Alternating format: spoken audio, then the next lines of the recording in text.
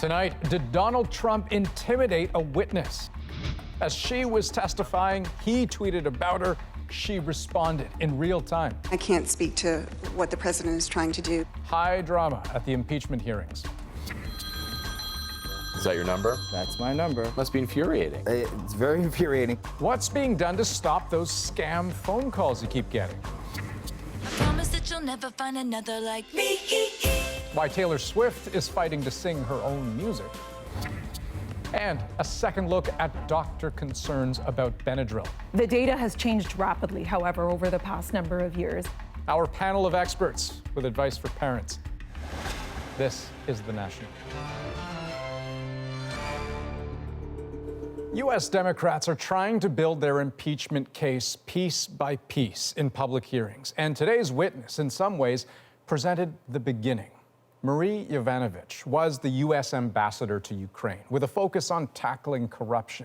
Today, she said she was smeared, then ousted just before the White House policy towards Ukraine allegedly shifted, pressuring them into carrying out investigations that would bolster Donald Trump and damage a key opponent, presidential hopeful Joe Biden. It was powerful testimony, but as Susan Ormiston reminds us, Trump rarely takes a political blow without punching back.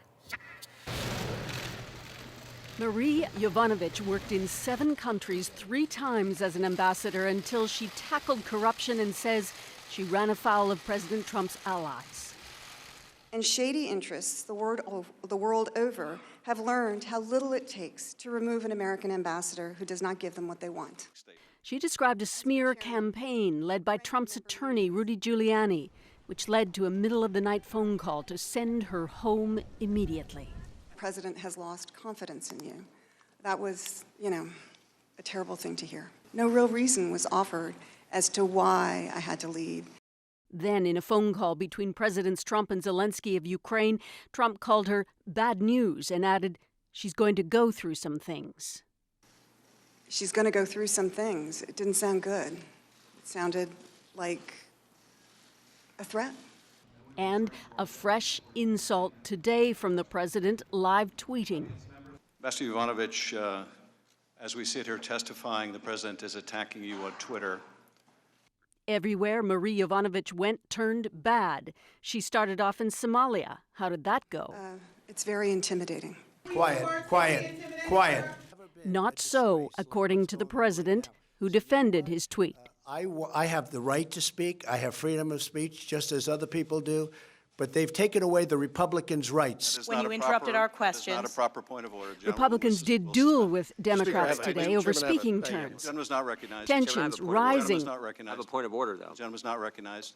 On just day 2 of public hearings, which appear to be drawing ever longer lines. So I think we're at a precipice here, and I think that our democracy is at stake, and I want to be one of the people on the front lines. We are adjourned.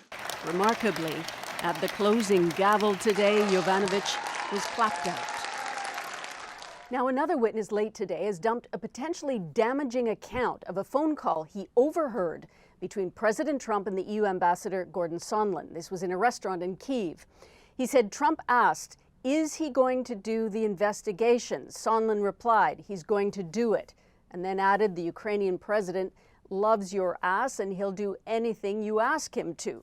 Sondland has already amended his testimony once, and he's back testifying again next week. Susan Ormiston, CBC News, Washington. Okay, let's get a big picture view now of how all of this shook down. David Frum joining us now, senior editor with The Atlantic. So David, Democrats, Republicans, they both have very specific goals in these hearings, and today was a big day. Given what we've seen, how well do you think each side is doing? This is an especially dramatic day. This latest bombshell news confirming that Ambassador Sondland, Trump's man in Ukraine, lied to Congress, lied on oath, and indeed had been talking about investigations with President Trump. So it's a dramatic day. The Democratic questioning was very purposeful and brought out these astonishing facts. The Republicans, meanwhile, had a much more chaotic message. They're not quite sure what their line of defense is going to be, and each line of defense they have keeps being overtaken by the new revelations. Right, because I guess the million-dollar question at the end of the day, especially given what we heard in the testimony today, is it enough to move the needle? I mean, to either sway or solidify public opinion? the public opinion is not on the president's side. He's got a blocking minority, and that's all he's got. He's got a death grip on the Republicans in the House of Representatives. But the Democrats there have the votes to impeach, where you only need half the House. The Democrats have that. Things will get more dicey when this goes to the Senate later this year or early next. At that point, you need 2/3, and then the blocking minority is going to have its work cut out for it. There's one other thing I want to get your thoughts on, and this is something that could also factor into the way the public perceives what's unfolded here, and that is the tweet that Donald Trump sent out disparaging today's witness while she was testifying. What did you make of that? It was astonishing. I mean, it's just, and it's also worth remembering, the public hates it when President Trump tweets. We've got a lot of data on that. It just reminds them of just how, how he's debased the office. The big majority of Americans are not on his side. So he's trying to hold a shrinking base against this current effect. David Frum, always good to hear from you. Thanks very much. Nice to talk to you. Now, the impeachment hearings are far from over. In fact, the pace ramps up next week. On Tuesday alone, Jennifer Williams, an aide to the U.S. Vice President, and National Security Council expert Alexander Vindman, both were on Trump's July 25th phone call with the Ukrainian president that started all of this. Then we'll hear from NSC staffer Tim Morrison and former U.S. Special Representative to Ukraine Kurt Volker, one of the officials the White House allegedly put in charge of its irregular Ukraine policy. Okay, in another corner of Trump's world, another blow today. Roger Stone, a longtime ally of the president, was convicted of multiple charges. In a way, it brings to a close another Trump probe, the one by Robert Mueller. Stephen D'Souza has the fall of a political operative. A self-proclaimed dirty trickster, Roger Stone clutched a Bible and didn't say a word as he left court in Washington today. Stone is a longtime ally of Donald Trump. He was convicted on 7 counts, including lying to Congress, witness tampering, and obstruction of justice, all for misleading Congress about his connection to WikiLeaks. WikiLeaks! I love WikiLeaks! Witnesses say during the 2016 election, Stone was the Trump campaign's access point to WikiLeaks. They said Stone and the president often discussed the leaked emails, something Trump denied to the special counsel. Good morning, everyone. Prosecutors say Stone lied to protect Trump. The defense argued that Stone exaggerated his access to WikiLeaks. The defense essentially was, it doesn't matter what he said. Well, it did matter, and the jury said it mattered. Stone's conviction marks the end of the criminal cases filed by Robert Mueller's team. He now joins a long list of Trump aides who've faced legal consequences, including a foreign policy advisor, the former campaign chairman, another campaign member, the former national security advisor, and Trump's personal attorney.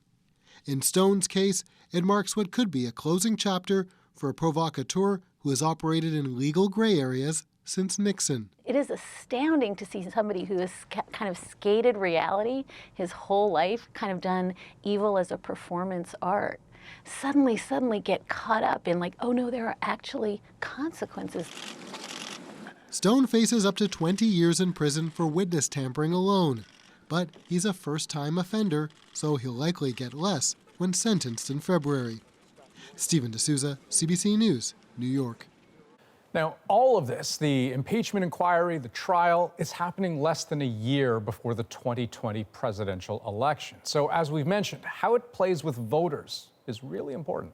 They're wasting so much time on this instead of taking care of the true business at hand. What we've been doing for the last 4 years, we cannot do this anymore. Michigan is a swing state, which Trump won, but barely, in the last election. And it's pretty interesting to hear what voters there have to say now. That's in 15 minutes' time. Okay, whether it's on your home phone or your smartphone, you've probably had run-ins with scammers looking for a target. And increasingly, they're succeeding. Canadians have lost almost $17 million in just 5 years. Caller ID isn't much help. Con artists can camouflage their true numbers, and pretty easily, too. Thomas Daigle shows us how and what's being done about it. Even when the caller ID number really is from the Canada Revenue Agency, that call could still be a scam. We easily found an online service that will spoof any number, yes, even those of government agencies. I'll see a number that I think looks familiar, and I'll answer it, and it turns out, probably say 90% of the time, to be a scam call. George Baden's cell phone number got poached by fraudsters. He found out by calling back a scam number, only to learn it belonged to another fraud victim. They spoofed my number to call him and his number to call me. Must be infuriating. It's very infuriating. More than a dozen federal government agencies say their numbers are being spoofed by scammers too, just weeks ahead of a December 19th CRTC deadline for mobile carriers to crack down on nuisance calls. Though it won't solve spoofing. We do take it very seriously, and those spoof numbers are coming from government agencies.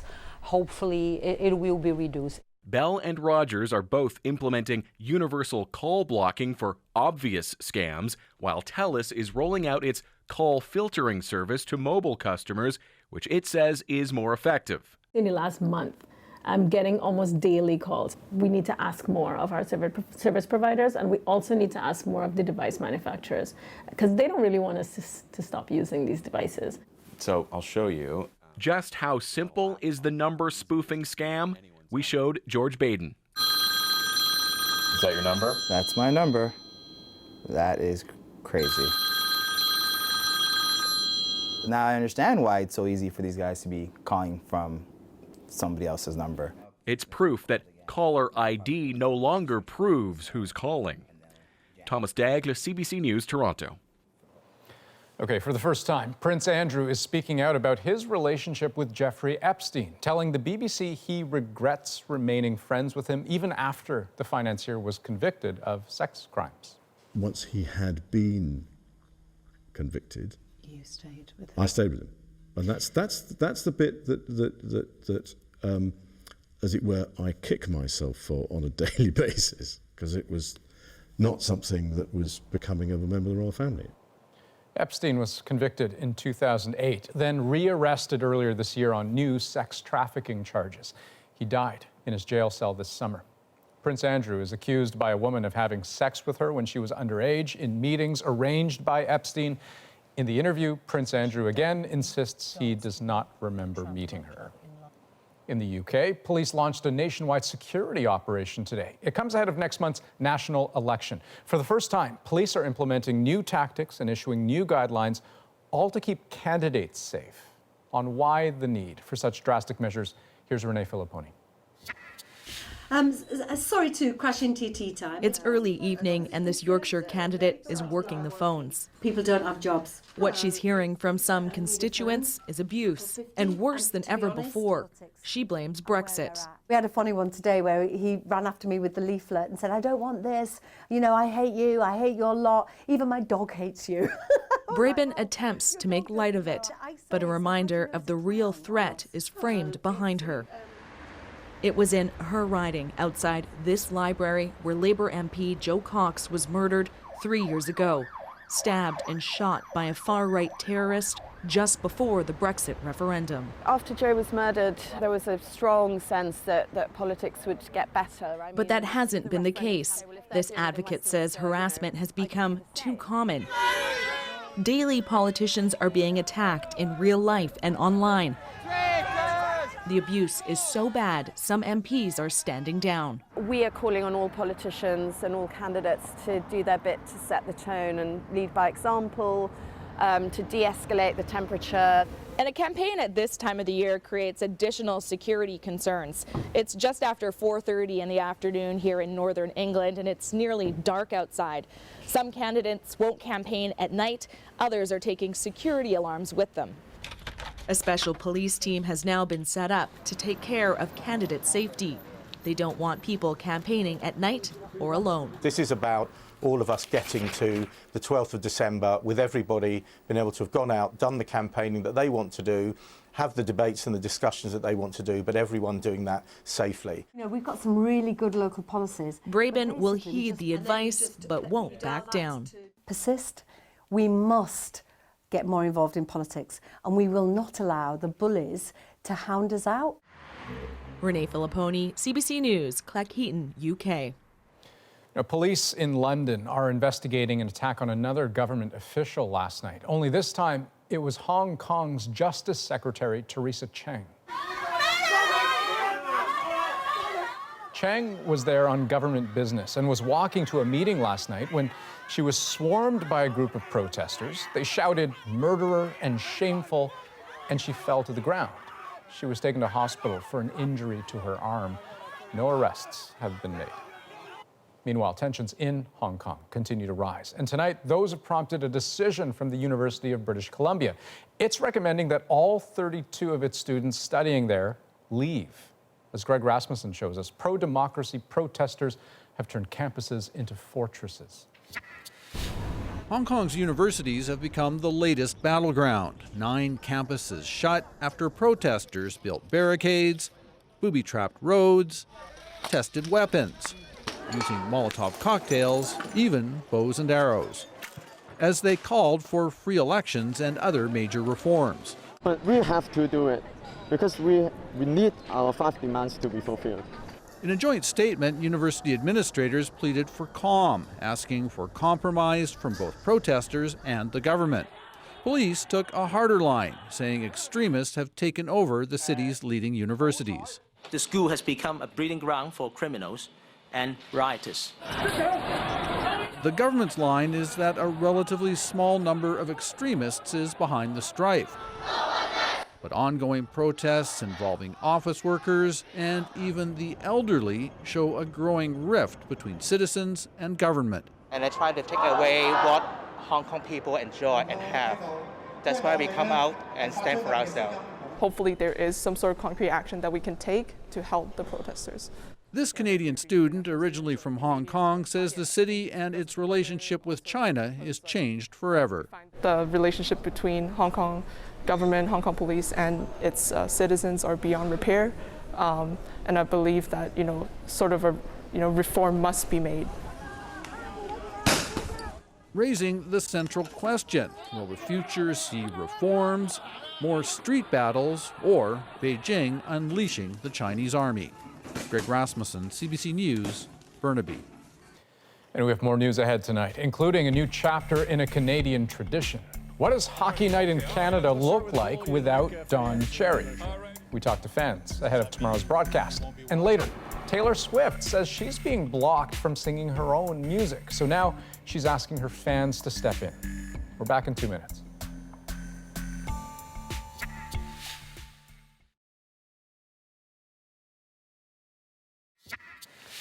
Tomorrow's Hockey Night in Canada will be the first since Don Cherry was ejected from Coach's Corner. The first without him in decades. So what or who will take his place? Cameron McIntosh went out to see what people think. Friday afternoon pickup. Far, really far from the NHL. Sure, the hands are still there, but the dream, it's faded, mostly. No, not playing for a living, but at least playing while most others are working. These are Hockey Night in Canada fans. What should they do with Coach's Corner? That's actually a tough one right now because I think he made a word for himself there on that. So it's tough. I would like to see it replaced. I like kind of the inside kind of scoop. Whether that theme made you cheer or cringe, they come here. Whether last Saturday left you offended or not, love him or loathe him, Cherry's absence leaves a big hole in what is still some of Canada's most valuable television real estate. And they should not be Tonight, Sportsnet says Coach's Corner isn't coming back. It's going to experiment with other formats. There's a great opportunity on Saturday to start over, to press restart. That show was on 38 years. Critical to Sportsnet and its $5 billion investment in NHL rights will be to speak to a younger audience, says this TV critic.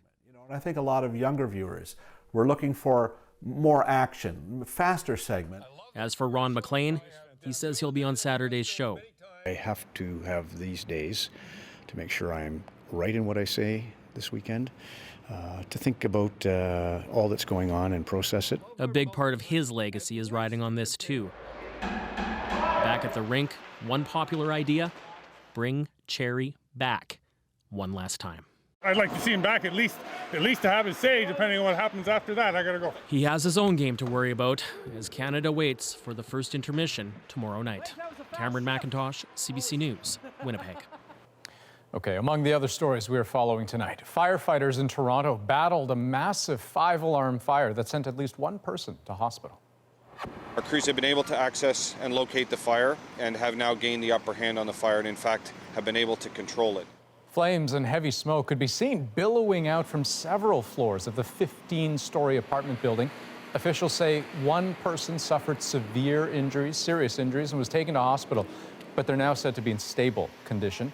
5 others were treated for injuries on the scene. No word yet on the cause of the fire. A woman who threw a chair from a downtown Toronto balcony pleaded guilty to mischief today. You may remember this viral video from last winter. Marcella Zoya shown heaving a chair from a 45th floor balcony onto a busy highway below.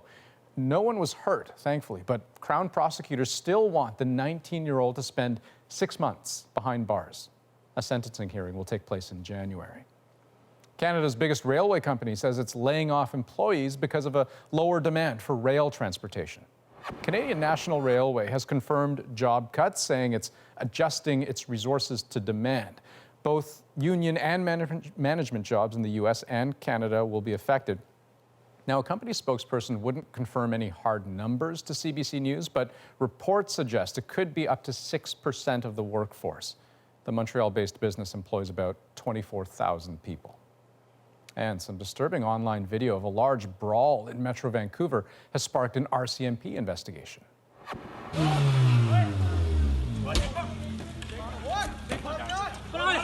The video circulating on social media shows a large group of men, many armed with sticks and metal rods, smashing cars and attacking at least one person.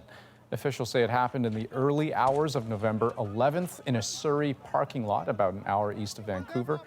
Investigators say a victim and a witness came forward soon after the incident. Okay, time for a quick break. Up next, will impeachment swing a swing state? It's not even about making America great again. It's just about being a great nation. We hit the road to talk to voters about the spectacle in Washington. Plus, we take a second look at concerns over Benadryl and ask, are Canadians overusing other pharmaceutical drugs too?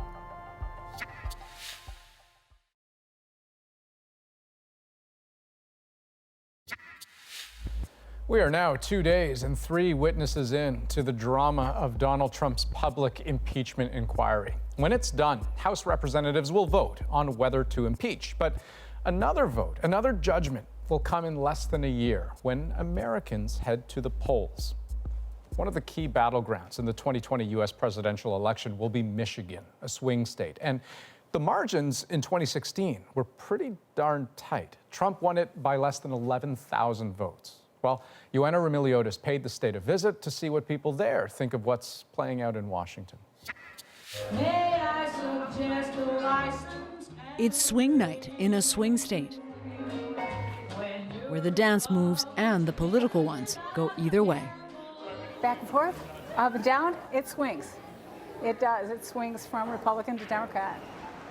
Michigan is a state that defies easy explanation. Take the city of Rochester, a Democrat stronghold, but at a local donut shop. You have 2 tests today? Opinions on the impeachment inquiry are sprinkled every which way. Obviously, that's a very drastic step to take to go in that direction. But I also think it's needed because I don't think this type of abuse of power, which is the way I see it, should continue unabated. I mean, I feel like it kind of depends on if you're a Republican or a Democrat, right? I mean, if you're a Republican, you kind of feel that it's there's no value to it. Just outside that downtown core, a swath of suburbs where Trump's Republicans swept most of the vote in 2016. And in these burbs, the political promised land. Morning, how are you? A bellwether district that has predicted the last 7 presidents. We're the home of the Reagan Democrats, which is, Democrats that voted for Ronald Reagan. And I'd say that's kind of the coalition that Trump built up to win Sterling Heights, Macomb County, and ultimately Michigan. Thank you. I appreciate Michael Taylor is the mayor of Sterling Heights. He voted for Trump, but now he regrets it. I just reached my breaking point. At some point I said, I can't support the kind of rhetoric, the kind of narcissistic behavior. But he's heard an earful from his constituents. What's wrong with you? How could you do that? Stop bashing our president. Don't you see how good things are here? Taylor says the auto industry and jobs are on the upswing and why Trump still seems to be on solid ground here. Question is, will that support shift if he gets impeached? Back at the diner, they're chewing on that. But it is disappointing to see they're wasting so much time on this instead of taking care of the true business at hand with us. What we've endured for the last 4 years, we cannot do this anymore. It's not even about making America great again. It's just about being a great nation. So you've got three factions of Americans. Some, Trump can do no wrong. Some, Trump can do no right. And then everybody else in the middle. David Dulio's Intro to American Politics is a study in live theatrics. But scandal fatigue has set in, he says, and the impeachment inquiry is yet another sideshow. All right, I'll see you Friday. We'll finish up congressional elections and start Congress. Unless there is a bombshell, it's not going to change many people's minds. Dulio says it will come down to Michigan's undecided voters, who tend to be more pragmatic than political. That could be, how's the economy doing? Could be health care. I think it really is how are candidates planning to address the issues that those particular individuals care about. Red or blue, no one has to pick a steady partner just yet. So for now, Michigan's political dance card is still open. Joanna Brumeliotis, CBC News, Royal Oak, Michigan. And we're back in 2 minutes with a second look at the big health story this week, the growing concern over Benadryl overuse. I'll talk with 2 doctors and a pharmacist about what other common meds we may be misusing. And months after Hurricane Dorian toppled a crane in Halifax, it's finally gone and it's finally time to party, apparently. We'll take you there in our moment.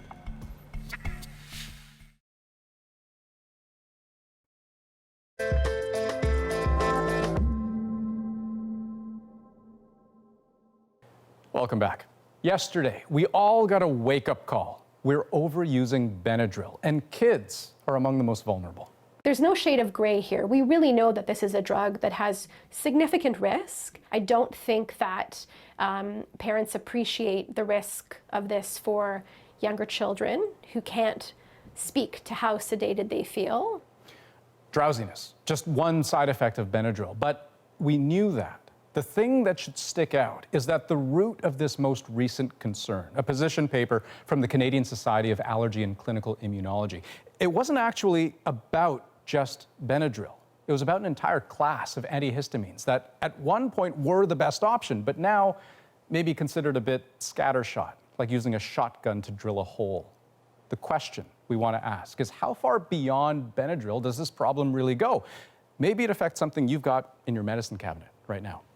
Every Friday, we take a topic in the news and we break it wide open in a way that's interesting, insightful, and empowering, and we always have help. Joining me here in studio, Dr. Mariam Hanna, a pediatric allergist. Hello to you. We have Dr. Samir Sinha, a geriatrician and director of geriatrics at Sinai Health System and the University Health Network in Toronto. He's joining us from Winnipeg tonight. And Barry Power is joining us from Ottawa. He's with the Canadian Pharmacists Association. Okay, let's start by understanding the original concern itself. The makers of Benadryl, Johnson & Johnson, gave us this statement. Benadryl products have been trusted by doctors and moms for more than 60 years to provide effective symptom relief from allergies and allergic reactions. Mariam, that is true to an extent, but what's missing there? You know, historically, I think that was a very accurate statement to say 60, 70 years ago, Benadryl and first-generation antihistamines like Benadryl were a trusted, safe, or felt to be safe product to use in many populations, including infants, as well as adults. The data has changed rapidly, however, over the past number of years. And over the past 30 years, there's been growing evidence to show us that the safety and efficacy of Benadryl has been far challenged by other antihistamines that we now have available on the market. And that's because, I mean, when we talk about these first-generation drugs, the problem is that they don't only do the thing that they were intended to do, that are side effects. I mean, exactly. So they were a non-specific type of medication that would affect multiple receptors. So yes, they may have helped a little bit with your allergy symptoms that you were feeling, but they also caused drowsiness, sedation. In some people, they cause more serious side effects. When it comes to kids in particular, what is the particular harm there when we talk about those kinds of side effects? Yeah, you know, drowsiness and sedation are by far the most common type of side effect that we see. We can also see respiratory depression, meaning their breathing can slow down from giving them Benadryl. We can see more serious adverse effects from Benadryl if you use it in high doses. And it's easy to give a high dose of a medication for an infant. Right, the margin of error is so much smaller. It's small. When we're talking. Barry, you know, when we talk about those side effects, drowsiness in particular, I mean, a lot of grown-ups would tell you they know that, and in fact, maybe that's why they use Benadryl. They don't see that as a bad thing. That's right. In Benadryl, the ingredient in it is diphenhydramine. It's actually used in a number of sleep aids that you can buy over the counter as well. So it's a well-known side effect that gets used for an actual effect in addition to the antihistamine property. Samir, you'll be familiar with a study from a few years ago. This was coming out of the University of Washington School of Pharmacy. They tracked 3,500 seniors for years. 800 of them developed dementia over that period. And then when they took a closer look, they found that those who regularly took anticholinergic drugs, so Benadryl being an example of one of those, but taking it over a long period, so for 3 years or more, they had a 54% higher risk of dementia than someone who took the same dose for 3 months or less. I mean, you know, that's just one study, but I suppose it underlines a reality when you're talking about a drug that is imprecise, such as Benadryl, that things can get pretty complicated pretty quickly. Yeah, and part of the challenge here is, as what Miriam was saying, with some of those side effects, and as what Barry was saying, was that the Benadryl actually it's an anticholinergic medication, and that means that it actually works against a substance that's really important in our nervous system to send messages. So in our brains, that's an important thing to help us with thinking, our memory and learning, but also in the rest of our body, how our muscles actually function.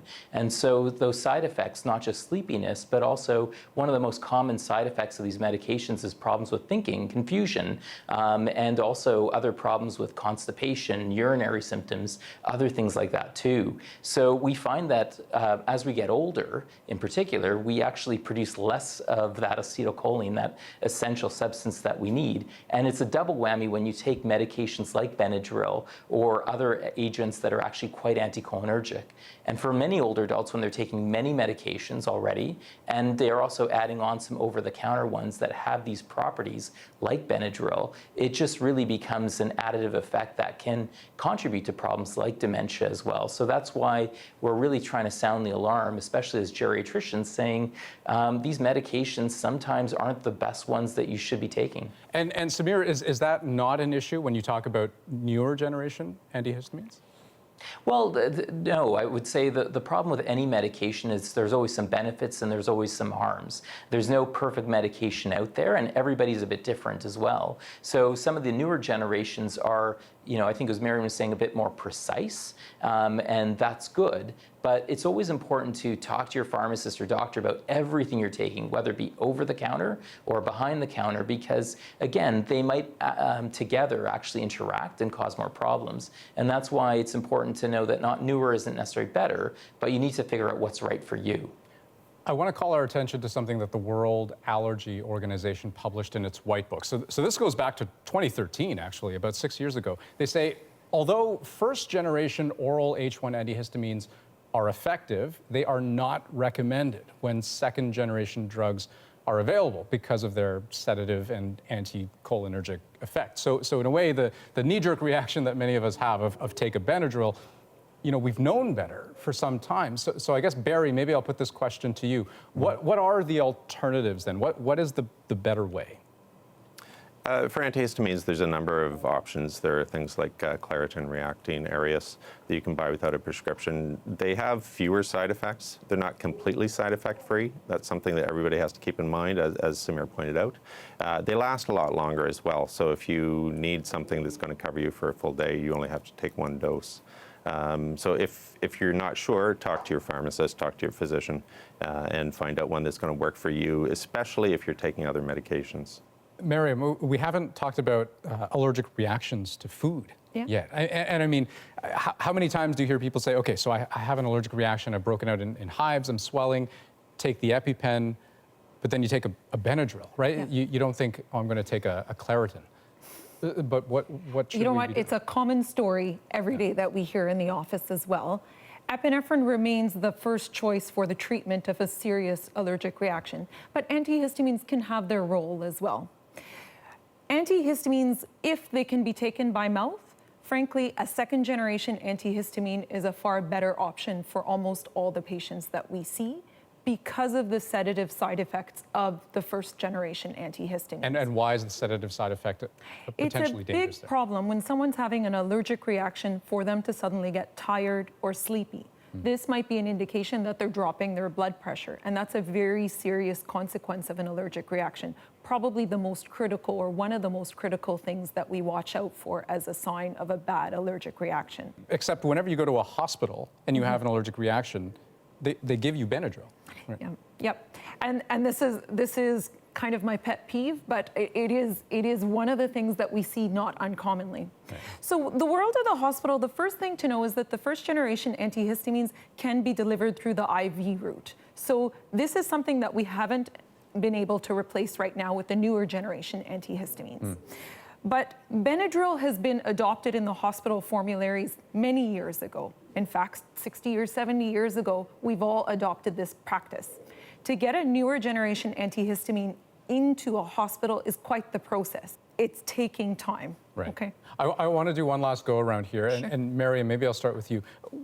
What are other drugs out there that we ought to be talking about? Other first generation drugs similar to Benadryl for which there are better alternatives, and yet we still go to the first generation. Yeah.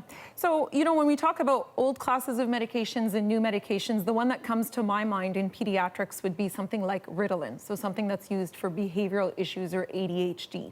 We now have longer acting versions of Ritalin, like Concerta, or we have other medications that are used for the same condition, like Vyvanse, and less are we using Ritalin directly, and now we're using these newer generation medications. Interesting. Barry, same question for you. So in my case, it might be something where we go a bit backwards to something older. So there are a lot of medications on the market, like Zantac or Pepcid, that you can use to control acid when you have heartburn. In a lot of cases, they're great drugs, but many people might be able to get away with simply using an antacid, one of the traditional ones, like Gaviscon, Tums, Rolaids. And Samir?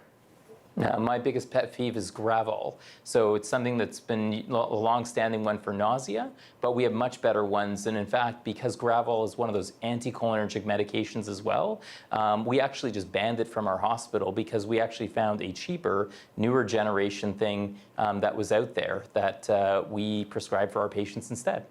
Very interesting conversation. To the three of you, thanks so much for joining us. Appreciate you taking the time. Thank you. Thank you. And we will be right back with more news, including a new surge in historic floodwaters in Venice. But first, Adrian has a preview of an interview you'll see on Monday. Well, someone is about to have a big birthday, and maybe Margaret Atwood has already had her gift. Her book, The Testaments, has broken a Canadian publishing record. This is more than a book release, this is a cultural moment. The soon-to-be 80-year-old co-won the Man Booker Prize. And there is a project for so deep into the future, no one alive will ever get to see what it is. Could you throw a girl a bone in terms of what it's about? Nope. Oh, Nothing? Nope. You have to swear to secrecy. There is a lot to talk about, and so sitting down in the place that holds so many of her treasured notes just seemed the right thing to do. That's in the days to come on The National.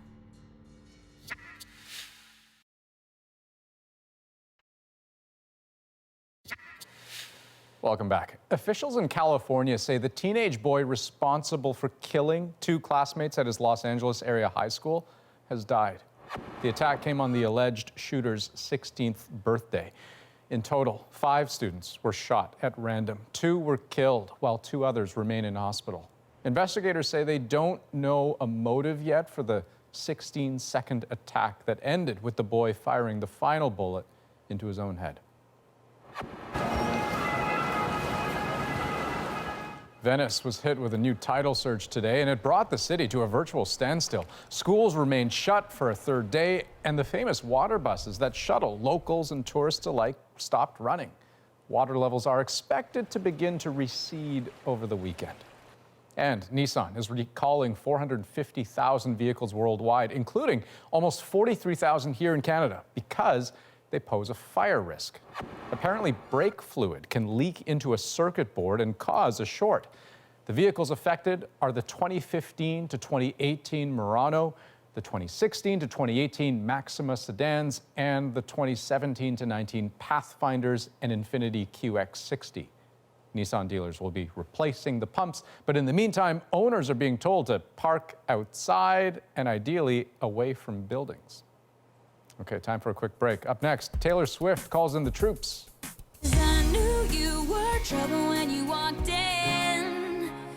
Why she's asking her fans for help on social media. We're back in 2.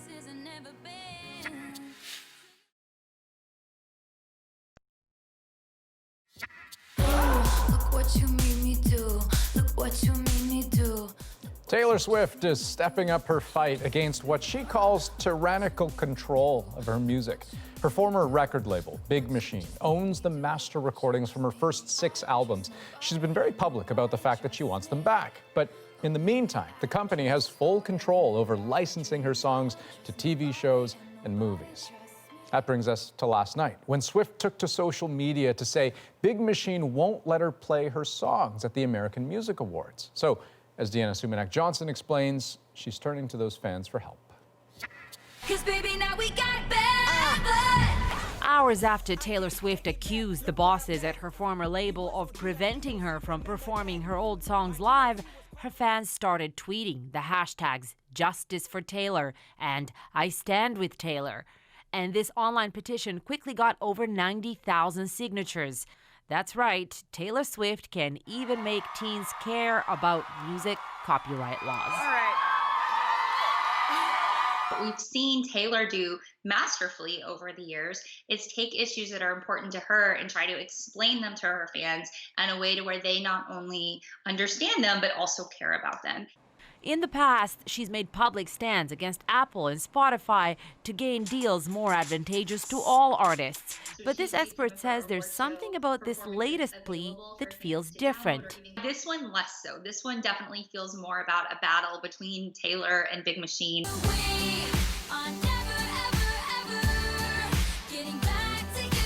It also seems to be getting a great deal uglier than Swift's previous spats. Big Machine execs who deny ever barring Swift from performing her old material say their employees were threatened by her fans. This music rights lawyer says this plea for public help probably won't get her masters back, but it may get her more freedom to perform what she wants at the American Music Awards. I would never bet against Taylor Swift. I think that she and her advisors know what they're doing. And I think they've calculated that this will move the needle for them, and it'll end up getting her what she wants. Either way, there's only one clear winner of this bad blood, and that's the American Music Awards, whose sagging ratings may be boosted when people tune in to see if and what Swift will perform. Deanna Sumanak-Johnson, CBC News, Toronto. And we'll be right back with The Moment. Months after Hurricane Dorian did this to a crane, a Halifax community throws a party.